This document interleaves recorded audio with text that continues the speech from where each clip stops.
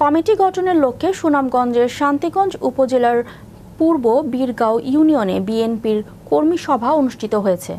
শনিবার বিকেলে পূর্ব বীরগাঁও ইউনিয়ন বিএনপির উদ্যোগে ইউনিয়ন পরিষদের মাঠে এই কর্মী সভা অনুষ্ঠিত হয়।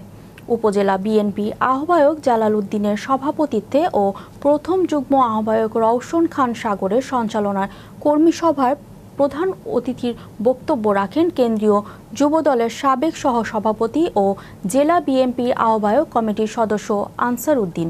প্রধান বক্তার বক্তব্য রাখেন শান্তিগঞ্জ উপজেলা পরিষদের সাবেক চেয়ারম্যান ও জেলা বিএনপির আহ্বায়ক কমিটির সদস্য ফারুক আহমদ। কর্মী সভায় আরও বক্তব্য রাখেন জেলা ছাত্রদলের সাবেক সভাপতি ও উপজেলা বিএনপি আহ্বায়ক কমিটির সদস্য এটিএম হেলাল, সিলেট মহানগর যুবদলের প্রথম যুগ্ম আহ্বায়ক এমদাদুল হক স্বপন, উপজেলা বিএনপির যুগ্ম আহ্বায়ক আবুল কাসেম নাইম, সিলেট মহানগর ছাত্রদলের সহ সভাপতি শিহাব খান সহ আরও অনেকে।